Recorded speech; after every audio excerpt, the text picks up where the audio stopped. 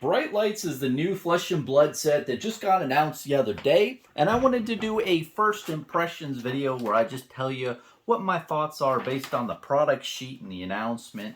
Overall, I think the big takeaway with this set, if you learn one thing from this video, is that Bright Lights is just shining a bright light on the new players, man. Like, this is marketed entirely to new players of Flesh and Blood and getting new players into the game, which I think is a very smart decision by Legend Story Studios. But let me get into the nitty gritty and I can go over that later. But overall, this is just a new player set, man.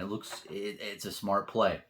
So the first thing I'll say is if you look at the article, I'll put a link down below for the Bright Lights article that LSS put out there, the little teaser, which is what I'm doing a first impression on. The video that they had for this new set was really great. It felt like a Fallout type of, the Fallout video game series-esque type nature without trying to like copy verbatim, Fallout, type things. It seems like that type of time period and the technology and everything. It's a really, really good little video, man. Like, all you need is a minute video showing showcasing the card art, doing a little things in here and there. And it was just very well put together, very well orated, and very nice. It gets you a little pumped, gets you jazzed for the new set. I love how they've been doing that with all these sets recently for Flesh and Blood. Great. Next is all mech set. Now that's really cool. Yeah, I love how it's all mechanologist. I mean, mechanologist hasn't had too much love in Flesh and Blood over the last 10 sets. This is set 11 for Flesh and Blood. Can you believe it? And I love it, man. It's just really great how with the draft experience and the sealed experience, it makes it a lot easier to do those things.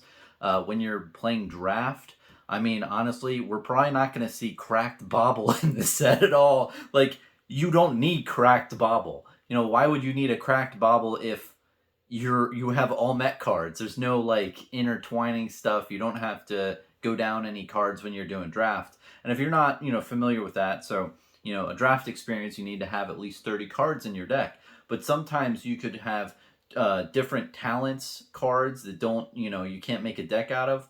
And you literally get to like 27 eligible cards and the rest are, uneligible from, the draft picks that you picked. So you need to have 3 cracked bobbles to make a complete, draftable deck, which is 30 cards. And, you have to put as many cracked bobbles in for as how many cards you're down, less than 30. So in this set, there shouldn't be any because, yeah, that would never happen. You'd always have a, full pool of cards to choose from. So I love how this is a very fresh and new draftable experience. I think even the seasoned Flesh and Blood players are going to really enjoy this because, hey, it's just a fresh new way and take on the game. And you won't get screwed by going one talent and then having to switch back and forth. And, it's going to be like, well, you can play all one, you're good. Now, it does seem like there's intricacies into those, and you need to, pick wisely of your draft cards. I don't think you can just pick willy-nilly. There's definitely some sort of, combos, I'd imagine, that's going to go down in this. So it's not going to be super easy. If you're a really good draftable, a player, Flesh and Blood, and you know how to draft, you're probably going to do better than someone, starting fresh. It's not going to be like just, well, whoever pulls the best card wins. But even still, I think it's just going to be a fresh experience for veteran players, but then also a really easy experience for newer players of the game. And that really goes into the crack shuffle play. I think this is a masterstroke, honestly. And I said this earlier in my channel. I tried to look at what video I did, but I played Jumpstart for Magic the Gathering about maybe a year ago now. And it was great. If you've never played Jumpstart, and I'm not like the biggest MTG proponent, but honestly, it was a really great experience. And I love the sense where you get 2 packs of Jumpstart, you really crack them both, put them together, and that's your deck. Brilliant. Like, it's just so good for onboarding new players because the unfun version of Flesh and Blood for a new player, right, is just creating your deck. You literally, if you start in now with Flesh and Blood, you've got 11 sets. I mean, The card pool is massive. You know, it's hard to make a deck out of that. But if you're forced into, okay, you have these 3 packs, you crack them, you take out the tokens, you shuffle and play, boom, you get into the heart of what makes Flesh and Blood beautiful, which is the gameplay, man. So having a set like this for Flesh and Blood where you just, crack, shuffle, play, brilliant. I hope they do more of these types of products in the future. And something to note of this is that Monarch back in the day was one of the most hyped up sets for Flesh and Blood in its history. And Monarch did live up to the expectation in my mind. I mean, the art level and everything like that was next level. But a lot of people in the community thought, oh, this is going to be the set where a lot more people come into the game and everything like that. But the mechanics of the set were so damn confusing for new people, and just like all these different things that I think it just really threw people off. I think what we're going to see in the set is definitely new mechanics, but I don't think they're going to be like a little bit like higher level to where it's not easily understood by a newer player. I think that these mechanics, hopefully in my mind, if I was designing the set, would be very easy to understand, to where this set is like a Welcome to Wraith set, or mainly Welcome to Wraith, right? If you make it very similar to that, where it's just very easy to comprehend for new people on boarding, again, Monarch was great, and it was nice to see that Legend Story Studios could make next level abilities where you could have like utilizing the Banish Zone, which was done for the first time to play cards. That was really cool. And then also, Bolton's ability with the the lighten, the having the soul cards and using those later. Those were very nice mechanics for seasoned players. But for new players, literally, I was playing some new players in Flesh and Blood at the time, and I barely understood it. And then this guy across from me was like, "What the fuck am I doing? Like, what are all these cards?" Like, it was a little bit confusing. It was harder to understand from his point of view. Now, if you look at Bright Lights, I think that we're going to see a lot more mechanics that are just bare bones, just easier to understand. And when you have just all mech cards, it's going to be a lot easier to understand, what's going on, because there's all one type of card.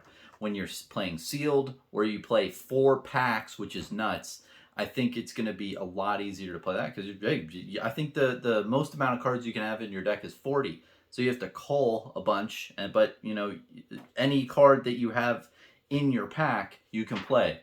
See, the issue with others in the past is, okay, you have the talent, you have the class, so every time you're sorting through, the cards that you get, you have to put it in the talent pile and the class pile and, all this stuff like that.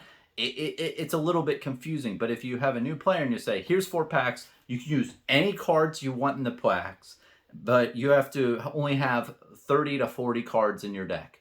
Boom. That is easy.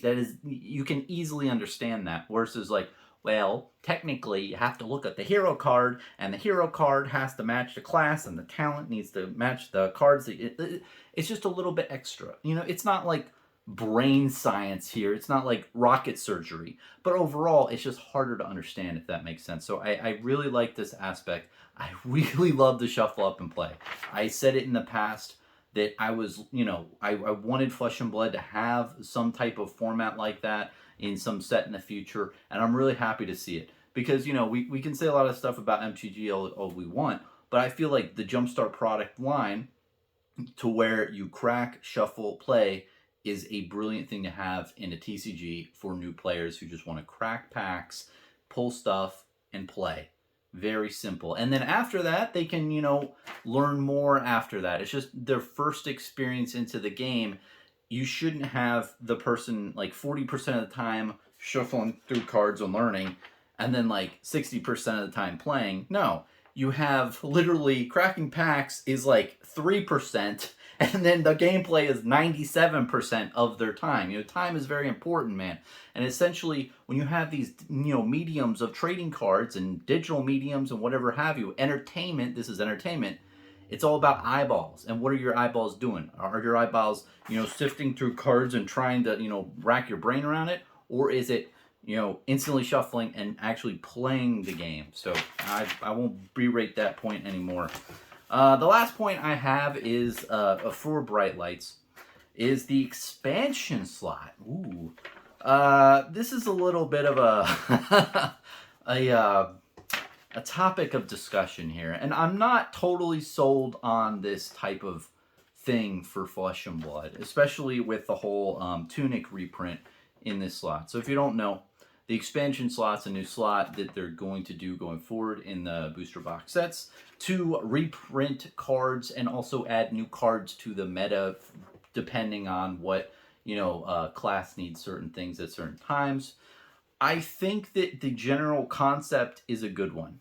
I think the general concept of giving cards to that card pool as like a, hey, this is a throw in for, let's, add these to the, immediately, like of, this new set's coming out and we think these types of cards need to be out there in the public. I see where they're going. The reprinting of the Tunic is kind of, you have different side points. I mean, I think if I can argue both sides, right? If I can be on both sides of this. And currently right now in this state, I don't know what it looks like. All we have is this, product sheet and an article announcement, right? But I'm on the fence and I'd like to save my full judgment until after the set's out and then I can really talk about it. But from where I stand at this point, you have the, collector side of me or, the side that is, questioning this is like, well, we've already printed Tunic in about 5 or 6 other sets at this point in time. I mean, it was in Crucible War. It was in Welcome to Wrath. It was Crucible War Unlimited. It was also in History Pack 1. It's been in a lot of sets. So there's been a lot of Tunics printed so far.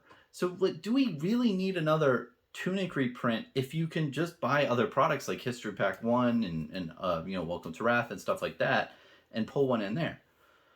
And, ultimately, if it's printed again in a black border card, doesn't that kind of defeat the purpose of what James White and LSS has communicated in the past to where, hey, when we reprint cards, we make them less and less desirable because we, don't want to make the original people who have the card, we want them to have the more premium card, and then we degrade it over time to where, you have the cold foil version, then you have the rainbow foil version, then you have the no rainbow foil, then you have white bordered. So it's continuously gradually going down in rarity and aesthetics, if you will, because you want the people who have the higher tier card to have a good collectible and the lesser tier card to be more for the players, which makes sense. And to give LSS credit and James White, I don't think they actually said that. I think it was in a old Rudy video from what I remember and from what I've heard that Rudy said, James said that they print, less and less quality over time. And that was the whole thing with Fab 2.0 and everything like that when History Pack was being first announced. That he's like, hey, this is what James said to him. So I feel like there's still a sentiment in the community where we think that and feel like this is kind of violating that whole principle. I'm just saying it how it is. So you have that going on, and you also have the fact that it's been printed in a bunch of different sets. And the concern there, too, is, think about it, man. Look at what happened to Arknight Skullcap. You had it reprinted at least once, but I think it was in 3 separate sets, right? And literally, it was doing good for a while. But then once Crown of Providence came along, it was a functionally better card than Arknight Skullcap.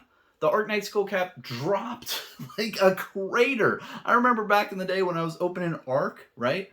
And I would pull a Skullcap and it was like, $180 at the time. And I thought, well, that paid for the case, or that paid for most of this case.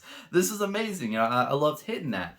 But now I think it's like $50. It really tanks because not many people need it as much because there's a better alternative, Crown of Providence.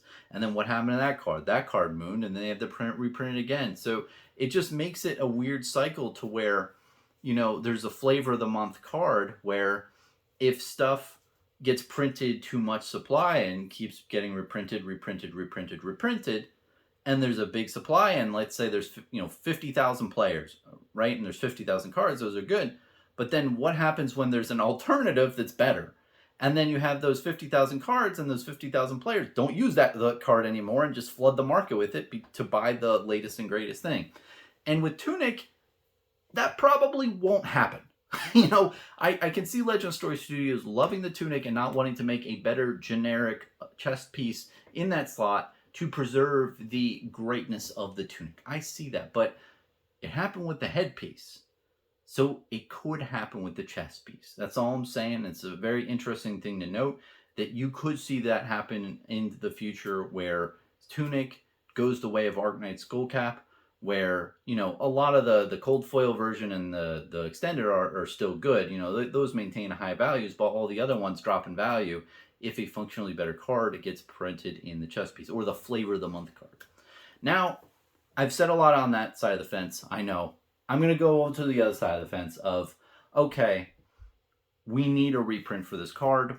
It's around $200 to $220 or whatever on a TCG player for the longest time. It's one of the most contentious cards in Flesh and Blood where people and players are like, hey, why do I have to buy this card? This is a lot of money for one trading card. And it's like, why aren't there enough out there? And I think someone very astute in the Salty Whale Discord, I don't know who said this, but it was not me, but they were doing the crunching the maths and the numbers and the calculations, very rough estimates, but said, hey, there's really not enough Tunics for everyone to get one, given the total player base we currently have. And if that is the case, and if you look at this new set, Bright Lights, if there's not enough now, there's really not going to be enough when Bright Lights hits, and you're going to have a lot of these players upset. They're like, oh, they get in the game, and then the Tunic discussion comes up. So I think this reprint of the Tunic is interesting because it's more of a counterbalance to that whole argument where people who are coming into the game are upset and they can't. It's basically like hedging against that whole conflict for a newer type player. And I understand that, and I see that type of point where there may not be enough out there for everyone.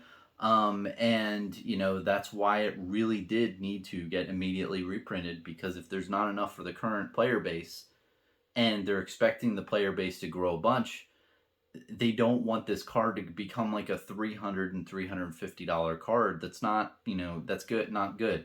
And I think personally, I have different thresholds for competitive decks, and I personally think $1,000 is a sweet spot for what a competitive deck should be worth. And you guys may have different opinions, and I respect them all, but I think $1,000 is about right.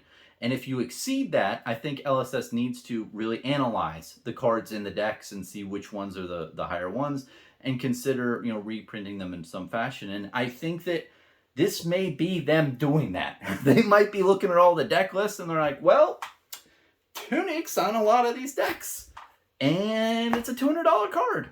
And if we reprint it and try to get a functionally, lesser than version down to like $100, so new players can play that card, but then the older players can play their rainbow foil or, cold foil card and, be happy there. That's kind of the play they want to make, so that they make the competitive deck price in that better range of $1,000 instead of going to like $1,500, or $2,000. That's too much, I think. So it's definitely really kind of where I'm at, to where, also if you think about the whole set, this whole set is geared towards new players, and this really does add that oomph for new players, saying, hey, like, this is one of the best cards in the game for competitive decks, and we want to put them out there more available to you guys. Now that's my both sides of this type of thing. Personally, hopefully what we see in this set going forward is the expansion slot cards are not black bordered, they're white bordered. I think that if that was announced from the get-go, I think a lot of people wouldn't really be a little bit feeling weird about this. I'd be like, oh, okay, yeah, makes sense. It does seem a bit much because, it does seem like it's been printed in a lot of sets, but, it's a card that's used a lot. So, that's kind of my thoughts on this current topic. Personally, if I was producing this card, I would basically, the camera angle for the extended art is all the way up to the face, and then it moves down in Welcome to Wrath. I would put it even further down of the dress or the tunic, and that would be the new card in this expansion slot. It just keeps going down and down and down. I think that would be kind of funny, and also it would functionally differentiate it from previous cards. I think that would be really a great medium to do that, because then existing players and collectors would be like, oh, okay, like, it's a different card art essentially. It's lower. Even if it's only a foot, it would be different in a way that would differentiate it from the card that was printed in the first 4 sets, if you will. So that's my thoughts on the whole expansion slot and the tunic. And I know I went into a lot of detail there. There's just 2 sides of it. Personally, right now, I'm kind of on the fence. And something to also note that I didn't on this side is we do not know the data of new players getting into Flesh and Blood and different things in the background that Legend Story Studios has. I think that they have a good amount of information and feedback that they're getting that we are not privy to. So there's a lot of things that I think that are outside the scope of our interpretation, and we don't really know all the tools and the data that they're looking at to make their decision. So I think that from what I've really analyzed, I see the reason why they're doing it. I just hope it's done in a good way. So I'll reserve judgment until then. Now, if you got this far in the video, that's all the information and just thoughts I had and first impressions on Bright Lights. Overall, I'm really excited for this set. I think it's a masterstroke, and again, this is totally geared to new players. I think that they're just trying to get as many new players into the game as possible, and I really, really like that strategy versus other sets in the past, like Dusk Till Dawn. It was nice because it really just was a celebration of what Flesh and Blood is, and it really was like a community set, right, for existing people. But I like the aspect of having a set just totally geared to new blood. Something I want to go into and dive deeper now that I've talked about the set and the first impressions is just a whole new player type of targeting here. Now, we heard recently in an interview with James White, and I forgot what it was. I think one of the YouTube content creators out there. Man, I forgot the channel. Someone's gonna have to link down below, and I'll pin it or something. But there's a really good James White interview recently who said, hey, they were a small studio, went from like 4 to 8 to now they have like 40 something staff members. And if you think about that jump recently to like a good amount of staff, it does make sense that they'd establish the staff now and make their business organization, firm and to handle a larger market that they're engaging into.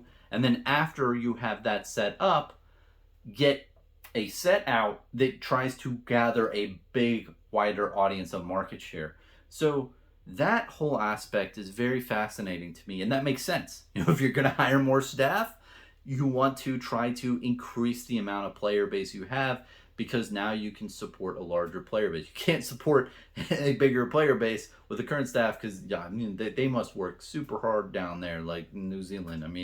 It's already a small staff as is, and it's great to see them expanding, and hopefully the player base will too. But something that interests me as well is you have Tolarian Community College, Brian, the professor. Most of you out there probably know him. He's getting into Flesh and Blood through a new product collaboration with Flesh and Blood. That looks really cool. Now, if I can make a really quick suggestion to Legend Story Studios, even though the product's probably done, I really think that Brian is a very well-looking individual. He's a very nice-looking gentleman. He's a beautiful man. But if I can respectfully say this, I do not like the artwork on the him on like the that was released. I don't think it does him justice enough. And I don't mean to be mean. I'm just telling you my specific, my real and hard, honest feelings. Now, do I like that Brian's getting into the game? Hell yeah. What happened in when Magic 30th was going on last year, at the end of 2022, Brian actually made some pro Flesh and Blood videos that were very impactful. And if you looked at TCG Player on that time, a shit ton of Blitz decks were sold at that time, and it was because of Brian's videos. I kid you not, because he literally was like, hey, maybe you should go down to the LGS and buy some Flesh and Blood Blitz decks, which is it was perfect. I loved it. Big fan. And then what was funny is in Q1 2023, people in the Flesh and Blood community were like, whoa, people are buying a lot of cards. I wonder why that is. And the funny thing is, I think it really had to do with Brian's videos. It takes new players time to order the product, get the product, wait a couple weeks to get with their friends, play with their friends, enjoy the game, play it a couple more, research things online. All that takes time. It takes time to go from a new player to a more competitive player or to a collector. It takes time. And it took about 3 to 4 months for that to materialize and for a big impact on the secondary market. You can see other people's channels in that time. So I think that with Bright Lights, having Tolarian Community College collab set of like different Blitz decks come out is a great thing. It's going to get even more people in this game. Like, new players are the focus, man. And he's going to put a bunch of videos on his channel. He's probably going to do the shuffle up and play. I think he even has a type series like that where he plays with like 4 different people. That's pretty cool. You know, I think that overall he's going to get a lot of people into Flesh and Blood, even more so now that he has a product defined in the Flesh and Blood genre. But again, I know it's probably too late, but I wish there was a better art rendition of Brian. He's a really good looking guy, and I think just needs to be better. And I don't mean to diss the art. It's just something about his face and stuff in it. It didn't hit home for me, right? So just wanted to throw that out there. Another thing is we got Japan distribution. There's an article recently talked about some new distribution network in Japan and how they're really trying to get people in Japan or product that is Japanese, language on the cards in a box, shipped to Japan and sold to people in Japan. My words, man. Anyway, that's a real focus on 2024, but they're setting up networks and building organized play there currently. I think that they're going to expand there with this set too, and try to really get new market, the Japanese market in the Flesh and Blood with this new set. And another thing I want to just point out in the end is I don't think we have seen everything yet. And that's an easy hot take, right? It's like a month and a half out. We haven't seen everything yet. But I think that they're going to do more news and updates in the future regarding Bright Lights. And you're going to see more stuff geared to the new players. And I really hope to see what it's going to be and how it all materializes. Because ultimately, getting new people to play the game is huge. I mean, you get a new player into a game of Flesh and Blood, and if they're a continual customer for the next 5 years, and they're spending, I don't know, what do you think, $2,000 on the game over a year or something, right? I don't know what the average player pays, but let's say it's something like that. That's money into LGS, or maybe it's more like 1,000 or 1,500. But that's more money into the LGS's pocket, more money into the system, more money that gets sloshed around through these stores to where they're like, hey, this is selling a lot, we should buy more, and they buy it more from distro and other products on their shelves, and more stores want to adopt it because more players are joining. It's this like roller coaster type event where you just get more and more. It's really of a snowball effect, if you will. The more money that gets put in the system through new player, growth. So I think that's all I really wanted to say about Bright Lights. And yeah, you probably get the picture now that, my thoughts are, it's totally geared to new players. I'm very excited about the whole, all mech deck. If you're listening this far, I think that this is going to be the only set that we're going to have now for Mechanologist. I think next set is going to be Mysteria. I think I was completely wrong with the card back type logic that I had. I wasn't like totally wrong, but I was wrong. I thought it was going to go to the Savage Lands, but apparently it goes from Aria to Volcor to the Pits and then Demonastery. And then I think LSS pulled a quick one on us, and it went from Dusk till Dawn. Like it went up. That was a set name. So it wasn't just here, it was a straight line up. And then up here we have Metrics over here. So I think we're going to Metrics and down to Mysteria in the 12th set. That's my new prediction. I still think, you know, the set order is on the card back in a certain order. But yeah, it'll be cool to see how it all materializes and unfolds. Thanks for watching, man. Let me know what your thoughts are. Really excited for the set.